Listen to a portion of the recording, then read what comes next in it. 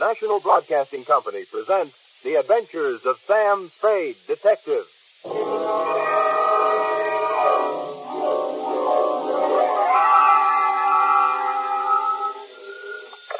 Sam Spade Detective Agency? Me, sweetheart, bounce along Spade. Bounce along, Spade. The only cowpoke in the West with so much daylight between him and his saddle, the California Limited can pass under without ever slackening speed. Sam! I'm rough and I'm tough and I'm ready, gal. I'll outshoot, outride, and outcourt any man in boots. Or barefooted either, as a matter of fact. Choose your weapon. What's come over you? Where have you been? Where the air is warm and the women are warmer, if in the end comes swift and sudden. Oh? I took Horace Greeley's advice, sweetheart. I went west. West? With Sam? Are we already... Keep your reins tight, gal. I calculate to bow-leg my way through the door, garbed in my 12-gallon hat, my buckskin shirt, my worn Levi's, and my twin six-guns with extra-large hammers to dictate my report on the Dry Gulch Caper. Or they went that-a-way.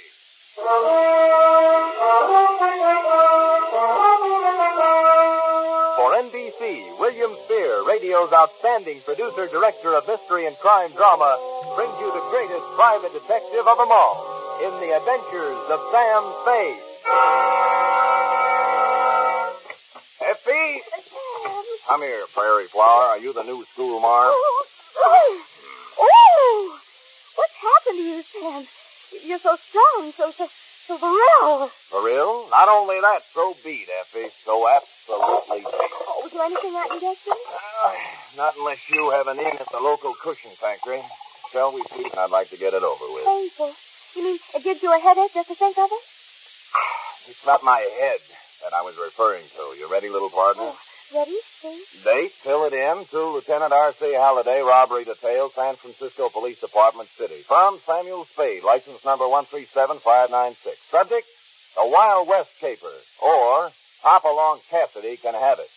Dear Halliday, I should say at this very instant, I should be cramming for my entrance exams to the mission home for Saddle Store private detectives. But knowing how this report will tidy up your files, I shall proceed in a standing position. It was late yesterday afternoon when, for me, the bells tolled. That was when I first heard the purty voice of the girl of the Golden West. Mr. Spade, you are Sam Spade, the detective. 7 days a week, 24 hours a day. Who? Mr. Spade, I'm calling about my grandfather. But you don't even know who I am, do you? I cannot tell a lie. I don't, ma'am. My name's Penny Brewster, and I only hope I can tell you the story before Grandfather comes to the phone. The story? Yes, you see. Oh, here he comes. Play along with him, Mr. Spade, please. And remember, you're not Sam Spade, the detective. You're Marshal Spade of the California Rangers. Marshal? Wait a minute. And you must look the part. In a blue serge suit? You'll think of something. I know you will. I've heard private detectives are terribly clever. Well, Marshal Spade? That's right. Buck Brewster talking. Yeah? Penny says you're the straightest shooting pokey since Billy the Kid. T-Rex? Huh? Oh, sure. T-Rex, Buck. T-Rex. Same's you and the horse fly along like you was one. T-Rex? Buck, at one time or another, I've taken a flyer on every nag in the game. Trotters included. Then you're my man, Marshal. Get up here fast. This shooting's liable to start any minute. We have a bad connection on this phone. I thought you said the shooting's liable to start. I ain't got no time to waste on useless palaver, Spade. Just get up here. I'll paint the whole picture when I see you. Get up where? Where are you? Why, in Dry Gulch. Where else would I be? Well, where is Dry Gulch? Take the main trail north out of town till you spot the Oak Circle. Then bear right. Yeah? I'll go down now and leave a change of mounts at the circle. How far would you say this circle is from San Fran? Oh, about a half day's hard ride, I reckon. Half a day's Look, Buck, I don't think I better. I'm out of condition, you know. I haven't been riding lately. Oh, sure, that ain't what my purdy granddaughter tells me. Purdy, eh? Half a day's hard ride. About 20 miles, huh? I don't remember any time along there. Don't worry about the town, Marshal. It's here. Just get in your saddle and get to loping. You're sure there's a town there? Spade, I ain't got time to argue geography with you. Now listen. Them $50 gold pieces clinking together, and I got a whole cellar full of them. Are you coming up here? Buck, tell him to take to the high hills. Sam Spade rides again.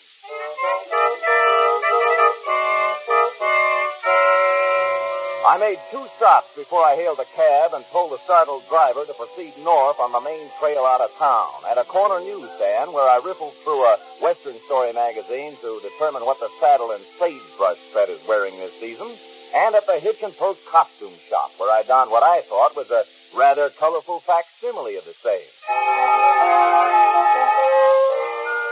We drove out 101 at a smooth 55 for almost half an hour before I spotted a circular clump of trees, complete with horse. As we reared to a halt, the driver looked back at me and shook his head. I'm taking down your description, Buster, just in case they ask. Black 10-gallon hat, purple silk shirt, orange Angora chaps. Boy, I've seen everything now. You obviously aren't an Esquire man. Now, this wardrobe was personally endorsed by Mr. T. Yeah. Yeah. You sure you want to get out here, Buster? At this very spot, Buster. But there ain't nothing here, but nothing. Wrong, my good man. For you, there is this. For me, yonder steed and the dusty trail on your right. Pleasant journey back to the fort, and keep an eye peeled for the Indians. A fruitcake. I've been hauling a fruitcake. He drove off, and I staggered on the sides of my ankles toward the horse, the mount that Buck had left for me. Now, this ornery critter took one look at my costume, and as I swung up into the saddle, he shuddered, then closed his eyes, and zowie! Hey, wait for me, horse! Hey, horse! Horse!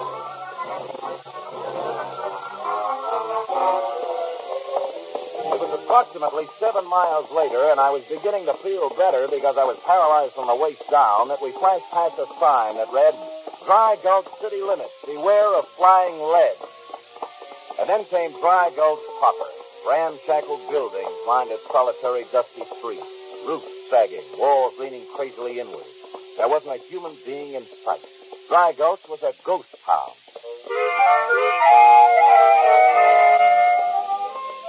We clumped past the Golden Spur Cafe, Whitey's Tonsorial Parlor, the Lone Ace Gambling Casino, and Gherkin's Saddle and Harness Shop, all deserted, before my horse plowed to a halt in front of the Red Dog Saloon. I dismounted and hobbled in. Inside, the Red Dog was a spider's paradise. Cobwebs covered everything. A Jesse James wanted poster tacked on a wall. An 1835 calendar bearing a picture of Sam Houston. Even a bottle of Red Eye standing on the bar. I was washing the trail dust out of my throat when a familiar object on a shelf behind the bar caught my attention. I shoved the bottle hastily away from me and rapidly blinked my eyes. But what I'd seen was still there. A brand new oak case television set. And then somebody shoved another familiar object right into my ribs. For your sake, I hope you're Marshal Spade. The same, and also for my sake, I hope you don't have a nervous trigger finger. Mighty careless, Marshal, drinking with your back to the door. Let me look you over. Turn around. At the nose. All right, Buck. Here we are. Well, why in tarnation are you rigged out like that? Well, perhaps these aren't my best colors, but, how about this shooting you spoke of? What's the trouble, Buck? Oh, it's that low-down snake Blackie Tolliver, Marshal. Blackie Tolliver? Oh, you must have heard of Blackie. Yeah, this is him here. Blackie Tolliver, sought for the robbery of the Cattlemen's National Bank, Oklahoma City, June 25th, 1894. Mm-hmm. Rough ornery, cayuse. Cayuse, but direct. We crossed trails first when he pulled that job. Me being the sheriff in 94, it was up to me to chase him down. But he wrangled himself a pardon. Slippery snake. And then? Well, 4 years later, I hit Tombstone, all primed to settle down. Even had a little filly all picked out, but it never happened. What did? Oh, that creeping, crawling Blackie Tolliver sweet-talked her into leaving town with him. Your girl ran off with Blackie? To get hitched in Dawson City. Then he stranded her there, sick and broke. I burned the leather getting to her when I heard. But I was too late. Oh, I'm sorry, Buck, but that's a long time ago. Well, I vowed I'd get that sidewinder. I chased him all over the West, but I still couldn't catch him. Then 3 days ago, I seen him again. Here in Dry Gulch? No, on TV. What? Yeah, some program was telecasting about a new bank opening in Frisco. And there big as life was Blackie right on the TV. You could recognize him on television? Amazing. And you know what he was doing there, Marshal? What? Blackie Tolliver, who's held up more banks than I've got fingers and toes, was the guard in that bank. You mean he pulled a switch, huh? Trailing with the law now. Quick as the TV was finished, I writ him a letter. I challenged him to a shootout here in Dry Gulch where no one could interfere. And as soon as he shows up, I'm going to cut him down. Well, what makes you think he'll show? Well, 2 of his gang was skulking around yesterday looking to lay out for him. You mean 2 of his gang? How do you figure that? Well, it's simple. I sent him that letter when they shows up. The first humans to set foot in Dry Gulch in 10 years. Yes, sir. Now, if Blackie's got a gang, I might need some help, see? That's where you come in. If things get too rough, you're going to step in and swing the tide. Me? Why, I haven't swung a tide in years. Henny!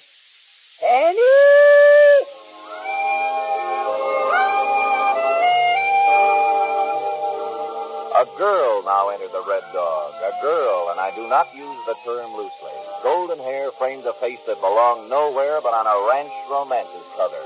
And her plaid shirt and jeans encased the sort of figure that lonely cowpokes dream of. The sort of figure, as a matter of fact, that lonely private detectives dream of, too. Now, this is my granddaughter, Penny, Marshal. Pretty as a new saddle, ain't she? Howdy, Marshal. I've heard a lot about you. So I've heard. Show the Marshal where he'll bed down, honey. And keep your eyes open, Spade. Them varmints are liable to strike any minute. Well, you can run along now. Okay, Buck, you'll be here? Well, I wouldn't be nowhere else for the next half hour. Now, Sagebrush Sandy coming on. Sagebrush Sandy? Yes, sir. The best thing that ever happened to TV. The greatest six jockey this side of the Pecos River. Now, if I can just find him. Now we remove the tape from the oven. Now. Ready? Oh, dear, what a mess. Well, for a quick substitute for this. Dad-ratted cooking expert. Oh, Dixieland. Yeah, Dixieland. Musical murder, that's what it is. And San Francisco police have no clue to the whereabouts of 2 armed gunmen who late this afternoon forced the guard to open the doors of the Park State Bank and escaped with a suitcase full of currency. Cooking expert. Dixieland. Bank robbers. Where in tarnation Sagebrush Sandy? You can. Oh, and just listen to that record he's spinning. Now, that's real music. Shall we, Marshal? Let's, quickly. I take it Sagebrush Sandy's program doesn't do anything for you? Well, let's say the fresh air does more. I'm glad you stayed, Mr. Spade. For a minute, I was afraid you were leaving Dry Gulch. Where were you? Outside the window you were trying to reach. You mean you heard all the things Buck said then? Uh-huh. We turn in here. Ah. This is the Overland Hotel. You're not worried about your grandfather? Oh, no, Mr. Spade. There's nothing wrong with it. He's been like this ever since I can remember. Oh? Well, here you are. Not the Fairmount, exactly. Charming. About Buck. Grandfather's a very old man who's trying desperately to live in the past. That's why he bought Dry Gulch. You mean he bought the whole town? Lock, stock, and barrel. It was, a dream he'd had for years come true. A chance to live out his life in the sort of surroundings he loved. And Blackie Tolliver, the demon bank robber who came back on television the other day. I've heard about Blackie Tolliver since I was so high. This showdown with Blackie is all Grandfather talks about. And when it doesn't happen, there'll be no living with him. Unless he can be convinced Blackie was just too scared to face him. And I'm to convince him? Why me? Who could convince him easier than Marshal Spade of the California Rangers talking to him man to man? Oh, I see. Well, look, I can't take as much Play for a this. game just for tonight. Tomorrow you can leave and forget the whole thing. You will help me. Won't you, Sam? Her face was only inches from mine and getting closer every second when the silence of Dry Gulch was shattered by shouts and the sound of pounding feet. I crossed the room and peered out into the twilight. A man was running from the Red Dog Saloon toward the hotel. But nowhere near fast enough. All 4 of the shots that lanced out from the Red Dog caught him directly under my window. He staggered drunkenly and then fell face up in the street. As I looked down at him, 2 thoughts were inescapable. A, his was the same face Buck had shown me on the poster, so there was a Blackie Tolliver. And B, whatever game Penny's grandfather was playing right now was apparently one he was playing for keeps. You are listening to the weekly adventure of radio's most famous detective, Sam Spade.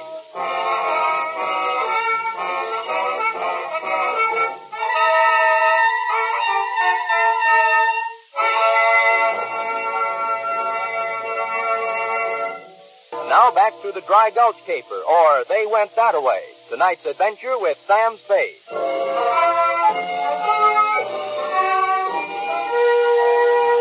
Blackie Tolliver was still alive but unconscious when Penny and I reached him moments later. His forced breathing was the only sound to be heard along Dry Gulch's single street. Wherever Buck had gone after the shooting, whatever he was doing, he was quiet as a mouse. I examined Blackie as best I could in the dusky light. He was wearing a Park State Bank guard uniform, and it was soaked with red. He needed medical attention fast. He dies, Sam. They'll call it murder, won't they? Let's not talk about that now. Won't they? What else could they call it? Blackie didn't have a prayer. He isn't even carrying a gun. But grandfather just... Oh, Sam, what are we going to do? Right now, we're going to get Blackie to a hospital. That means we'll need horses and some help. There's no one to help us. Well, there's Buck. You saddle the horses, I'll find him. If we take him to a hospital, he still might die, and what will we gain? But if we didn't, no one would ever know that grandfather... Penny.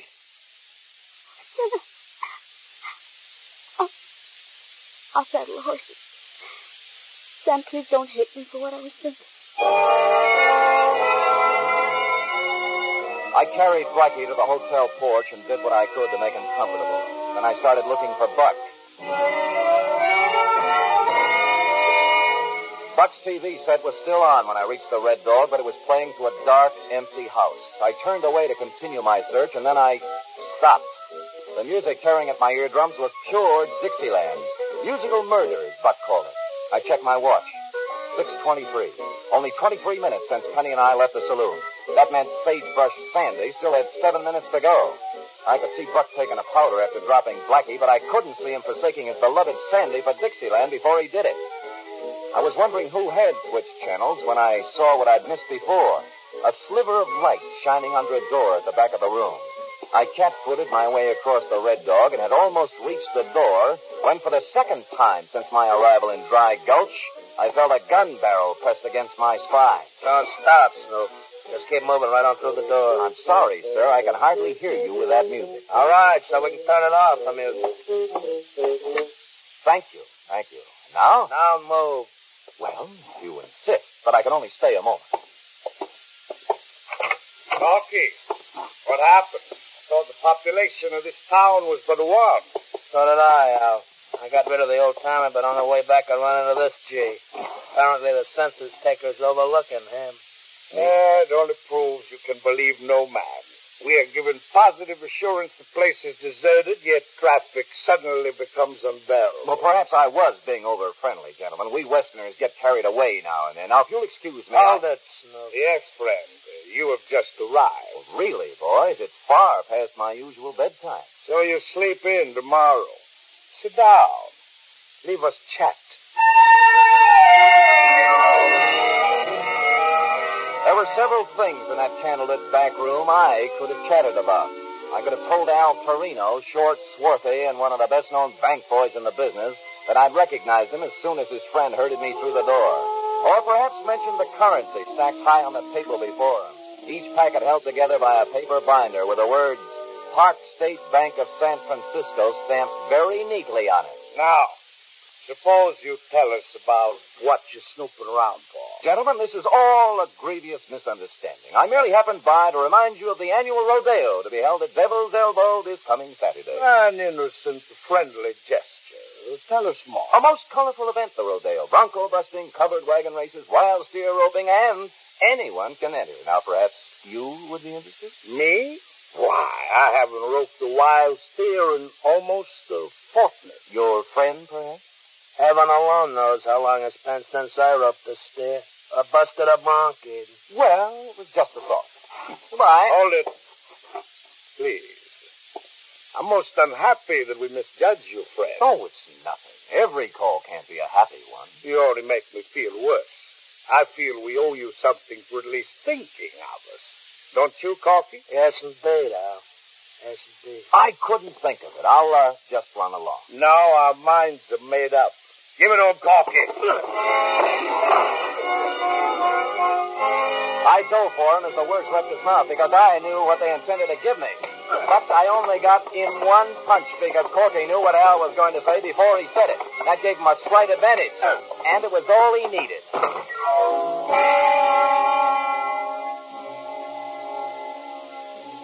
When I came out of it, I was lying in total darkness, and I wasn't alone. Oh, that blasted varmints. You wouldn't like to get loose and get my hands on them. Varmints. Let me loose. Just a minute, Buck. I'll give you a hand. There you are. Hey, how'd they get you, Buck? Oh, I was watching the TV, and I heard a car, and then Blackie and them two that were skulking around yesterday drove up, and they walked right into the Red Dog as if they was aiming to steal. Who was carrying the suitcase? Blackie was.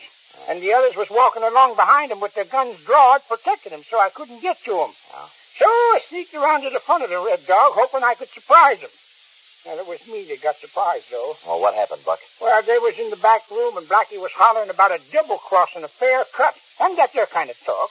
And then the door busted open, and he come a-tearing out across the room with that little critter right behind him. That'd be Al Torino. He's the one who got Blackie.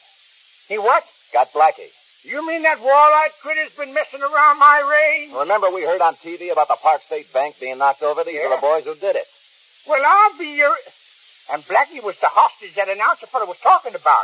He was the bank guard, and they took him. No, Blackie was in it, too. The inside man. He had to be. You think Blackie opened them doors for him without any persuasion, huh? I'll give you odds on it, Buck. And they didn't just happen to pick Dry Gulch as their hideout, either. Blackie must have suggested it after you wrote and told him you were up here all alone. You didn't know it, but you were handing him a perfect hideout. Yes, but why would one of his own gang drop Blackie? Torino and the other one apparently figured a lot of money for 3 would be even more for 2. Yeah, Hey, listen to that. Yeah. Them varmints is fixing to pull out. Come on, let's go get him. I'm right with you, Buck. Hold up! Hold up, you bushwhacking dudes! Hey! Oh, dad rat, it's too late, Marshal. There they go, tearing down the back road. Is there any way we can cut across country and head them off? Oh, no, not afoot we can't. And by the time we saddle up some ponies, they'll be long. It pains me to even mention this, Buck, but I sent Penny to do just that some time ago. You did? Yeah. Well, what are we waiting for?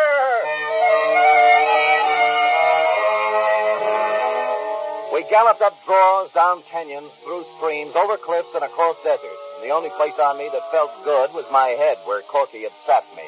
And finally, Buck, riding ahead of me, pulled his pony to a halt and waited for me to catch up. Somehow, I slid south off my horse's neck and was back in the saddle again when I drew abreast of him. Well, we ain't going to have to trap them dudes after all, Marshal. Huh? No, Cripple Creek done it first. Cripple Creek? The driest creek in the west. It crosses the road up ahead a piece. And right now, them critters is sitting hub-deep in sand.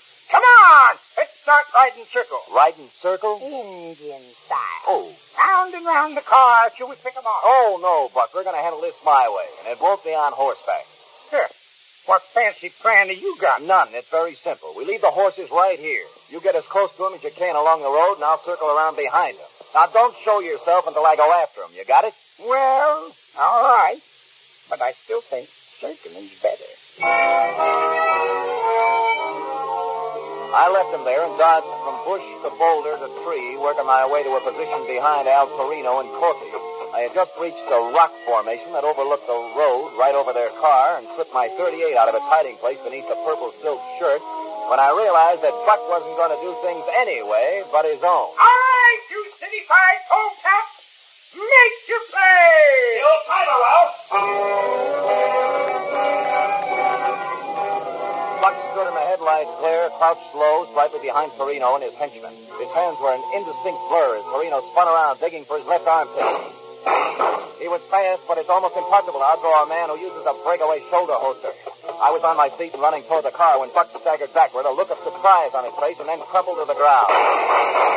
I fired as I ran, and Corky's startled face was still falling forward when Al Torino caught the last of my bullets and followed him down. I reached Buck and lifted him into a sitting position. Oh. His eyes were bewildered as he looked up at me. You got me, Marshal. Easy, Buck. Now let's have a look. Oh. There we are. Yeah. Well, Buck, you were lucky. Just grazed a rib. You got me, Marshal. Yeah, I guess I better hang up my shooting irons and just concentrate on tending Penny. You know, Buck, I've been wondering how you wound up with a granddaughter anyway. If the filly Blackie ran off with meant so much to you, how could you marry up with somebody else? Yeah. Oh, shucks, Marshal. Penny's grandma was twice the woman that first one was. Best in the West. Well, then how come you held a grudge against Blackie all those years and wanted to shoot it out with him? Oh, I didn't really, but drat it all, a man's got to have a little excitement in his life, don't he?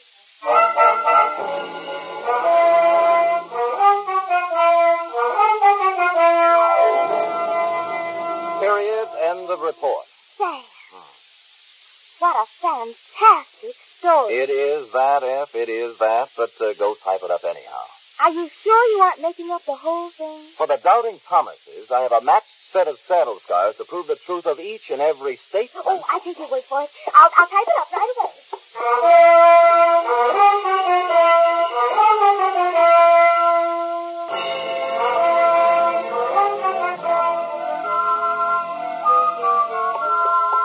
Here it is, Sam. No questions? Well, one, if you don't mind. Ask, F. Ask. Blackie died, I suppose. Indeed not. He'll be up and in fine fettle by the time his trial rolls around. But you went galloping across the desert and forgot all about him. Who took care of him? The doctor. Who else? The doctor? Yeah. What doctor? In a ghost town? Oh, besides forgetting Blackie, I also forgot there was a phone in Dry Gulch. That's how Penny contacted me in the first place, remember? And she called the doctor. This is Penny. You, sort of liked her, didn't you, Sam? Oh, she was all right in a beautiful, gorgeous sort of way.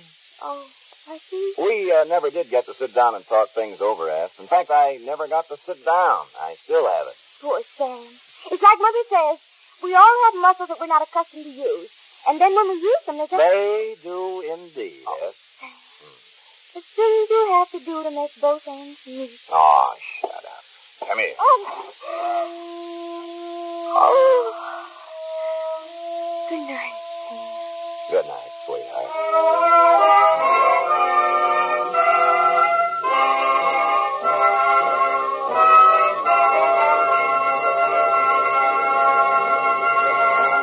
The Adventures of Sam Spade are produced, edited, and directed by William Spears. Sam Spade was played by Stephen Dunn. Lorene Tuttle as Effie. Wally Mayer was Buck.